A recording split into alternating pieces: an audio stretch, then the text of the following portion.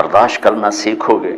یاد رکھو میرے بچوں، اگر آپ صبر سیکھ گئے تو کوئی آپ کو پکڑ نہیں سکے. یہ جو ریسنگ گاڑیاں ہوتی ہیں نا، فراری اور مختلف ان کے نام ہیں، مشہور فراری ہے، اٹلی میں بنتی ہے. لیمبرگینی، یہ دونوں بنتی ہیں وہاں اٹلی میں. اور اس میں جو آدمی جا رہا ہو اس کے لیے سپیڈ لمٹ کی قید کوئی نہیں، ورنہ سب گاڑیوں پہ 120 کلومیٹر پر کے اوپر جائیں گے تو جرمانہ ہوگا. لیکن جو آدمی لیمبرگینی میں جا رہا ہے یا فراری میں جا رہا ہے اس کے لیے کوئی جرمانہ نہیں، چونکہ وہ یوں کرو تو 1 سیکنڈ میں وہ 120 پہ چلی جاتی، صرف اتنا کرنے سے شو ایسے جاتی. تو میں آپ کو ایک لیمبرگینی دینا چاہتا ہوں، فراری 8 کروڑ کی ہے. فراری 8 کروڑ کی گاڑی ہے فراری. کئی دفعہ وہاں جب جاتا ہوں تو کوئی نہ کوئی بٹھا دیتا ہے، یہ آپ کو ذرا سیر کرائیں. وہ ہمارے کو تو شوق کی کوئی چیز ہے نہیں، وہ نوجوانوں کے شوق کی چیز ہے. تو 8 کروڑ کی گاڑی ہے، میں مفت آپ کو دے رہا ہوں، وہ ہے صبر. آخرت کے سفر میں اگر تیز چلنا چاہتے ہو اور سب سے آگے نکلنا چاہتے ہو تو صبر کی فراری پہ سوار ہو جاؤ. تمہیں کوئی پکڑ نہیں سکے گا، تمہارے کوئی قریب بھی نہیں آ سکے. کہ دنیا میں صبر کرنے والوں کا قحط آ گیا. بڑے بڑے علماء ہیں اخلاق سے خالی، بڑے بڑے علماء ہیں صبر جانتے ہی نہیں. اور پورا معاشرہ، ذرا علماء تم کل کے علماء ہو اس لیے علماء کی بات کر رہا ہوں، ورنہ پورا معاشرہ میرے بچوں صبر سے خالی ہے. تم سیکھو.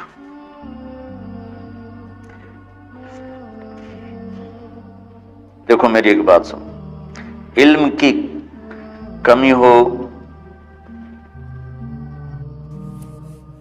تو اچھے اخلاق اس کو چھپا دیتے ہیں،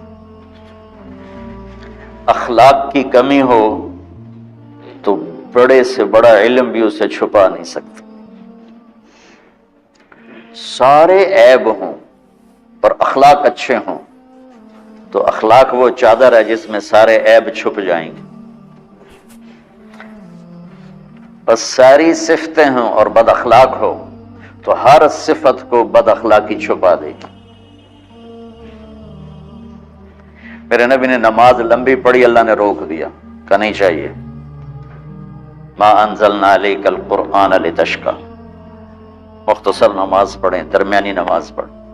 پیسہ سارا خرچ کر دے، اللہ نے روک دیا.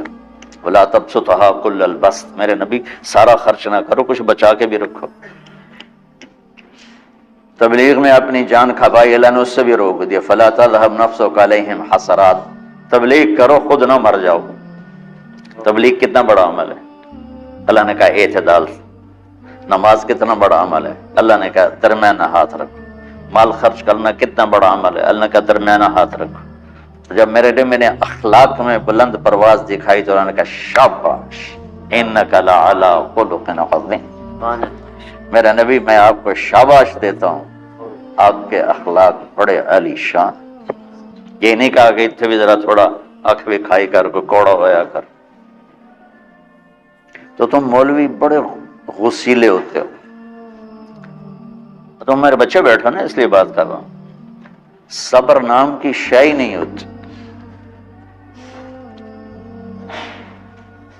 فقہ پڑھنا تو ہماری مت ماری جاتی. قرآن کو بھی فقہ کے انداز میں پڑھتے ہیں، حدیث کو بھی فقہ کے انداز میں پڑھتے ہیں. بخاری سے زیادہ امام بخاری پڑھاتے ہیں.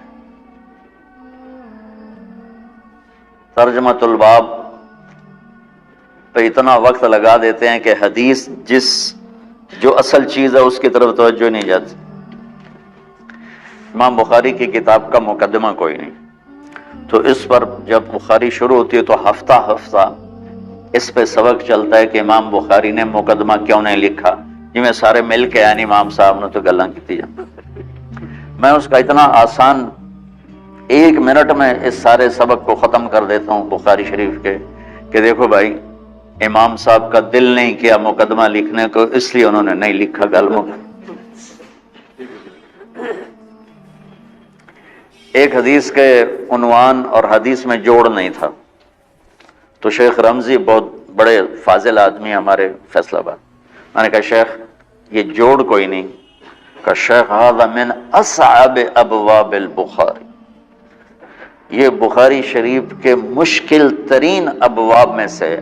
میں نے کہا بڑا آسان کام ہے، امام بخاری بھول گئے، ترجمہ کوئی اور تھا، حدیث کوئی اور لکھ دی، بھول گئے، بشری تو ہیں، کیوں بچوں نے مصیبت چ پان دے. تو بچوں شوق سے جاؤ، بہانے نہ کرو. ہماری طرح تھوک ڈال کے پیٹ میں درد، وہ شامہ پہ جان گیا پھر توڑیاں. ٹھیک ہے نا، میں زیادہ بول نہیں سکتا ہوں، ضروری سمجھ کے آیا تھا کہ تم خوشی سے جاؤ. پھر اس میں جو ناگواری آئے گی اسے برداشت کرو گے تو پھر آپ کا صبر بڑھے گا. تمہیں صرف میری شہرت نظر آتی ہے، اس میں جتنا مجھے صبر کرنا پڑا ہے وہ تمہارے سامنے نہیں ہے. جتنی کڑوی گولیاں میں نے کھائی ہیں لوگوں سے وہ تو تمہیں نہیں پتا. اب تمہیں اتنا نظر آتا ہے کہ واہ واہ ہو رہی ہے آگے پیچھے لوگ. میرے اللہ کا کرم ہے، میری کیا اوقات، آج ہوں کل مر جاؤں گا، اولاد کو بھی یاد نہیں رہے گا کہ طارق جمیل کون تھا. جو ہے اس میرے رب کا کرم ہے. مجھے اپنی شہرت سے کبھی دھوکہ نہیں لگا. تو میرے بچوں اس لیے بتا رہا ہوں، کوئی فخر نہیں، کہ مجھے اپنی شہرت سے کوئی دھوکہ نہیں، ایک لمحے کے لیے بھی مجھے دھوکہ نہیں. میرے دل کی گہرائیوں یہ بات اتری ہوئی، سب میرے اللہ کا فضل ہے. اور برائی کرنے والا اور اچھائی کرنے والا میری نظر میں برابر ہو گیا ہے. برابر ہونے کا مطلب پہلے سمجھو. تو مجھے گالی دو گے مجھے تکلیف ہوگی، تو میری تعریف کرو گے مجھے خوشی ہوگی. اس کو برابری نہیں کہتے، وہ تو ایک طبعی چیز ہے. یہ میں نے ہاتھ پہ اپنا ہی ہاتھ مارا تو اس کو درد ہو رہا. تو اگر میں مولوی شوکت صاحب سے بدتمیزی سے بات کروں گا تو ان کو تکلیف ہوگی، اور میں ان کی قربانیاں بیان کروں گا. یہ ذرا کھڑے ہونا، ادھر ہاتھ دو. یہ اس سارے نقشے کے بانی ہیں. یہ پہلی اینٹ ہے. یہ 3000 روپے اس وقت لے رہے تھے 1985 میں 86 میں کراچی.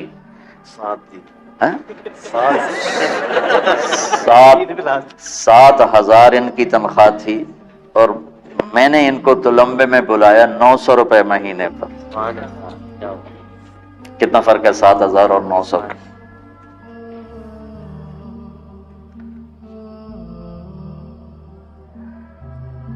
لوگ میری تعریف کرتے ہیں، میں اللہ کا شکر ادا کرتا ہوں، اور اس پہ میں تکبر میں نہیں آتا. یہ ہے مدح اور ذم برابر ہو جائے، یعنی تعریف کرنا اور برائی کرنا برابر ہو جانے کا مطلب یہ نہیں ہے کہ برائی سن کے اثر نہیں ہوتا اور تعریف سن کے اثر نہیں ہوتا. نہیں، برابر ہونے کا مطلب بتا رہا ہوں.